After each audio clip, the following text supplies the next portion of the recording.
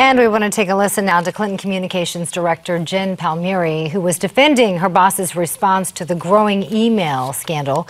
We're going to talk more about that with Hillary Clinton's email controversy. And today we're joined live with Sarah Westwood. She's an investigative reporter for the Washington Examiner, and she joins us here on Newsmax Now. Always good to have you, Sarah.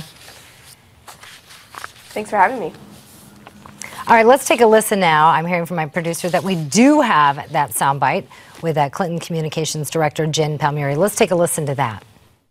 She's happy to, go and stand before the press, and she does that pretty much every day that she's out and take all the questions. And I think when you get to the point where you're answering questions about wiping servers, that you're nearing the end of legitimate questions for her to answer.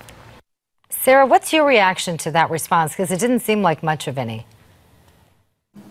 Exactly. I mean, to dismiss that question about whether the server was wiped as an illegitimate question is a little bit of a stretch. That's something that the public really needs to know. I mean, are there emails that still reside on the server? The Denver company that managed Hillary Clinton's server said they helped migrate that data off the server in 2013 and onto another device.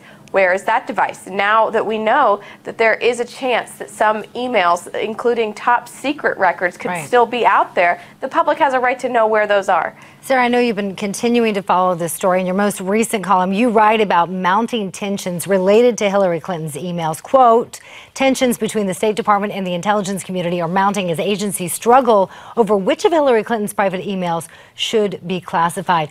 What does this fight indicate to you in your mind about the type of material that was sent over Clinton's private server?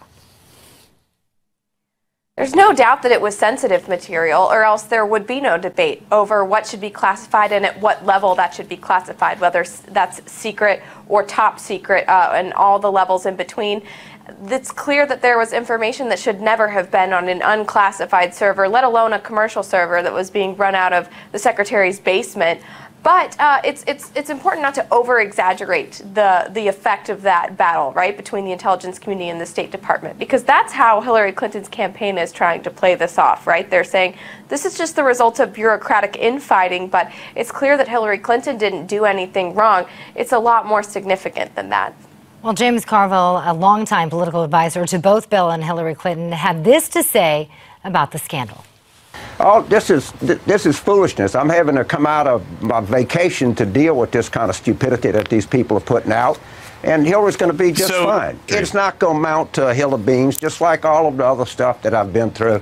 It doesn't amount to hill of beans. It's just a bunch of people, talking to each other, spinning themselves up over a pile of garbage.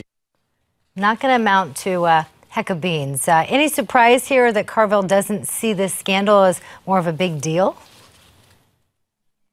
It's clear that Hillary Clinton doesn't really grasp why people are concerned about this. She told a reporter at that press conference when he asked, nobody asked me about this but you guys. Voters, they don't care about this. But that's just untrue. If you look at her poll numbers, her unfavorability ratings are higher than any other candidate on either side of the aisle.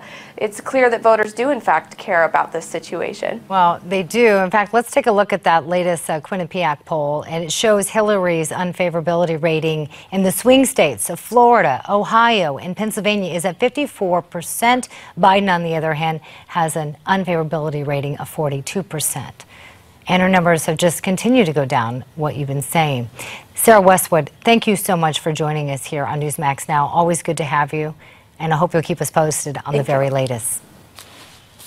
And stay tuned to Newsmax TV tonight. Rick Santorum will join Steve Malzberg to talk about his new immigration plan and the state of the GOP race. Should be interesting. And Ambassador Woolsey joins Prime host J.D. Hayworth to talk about the Iran nuclear deal. That's all coming up tonight.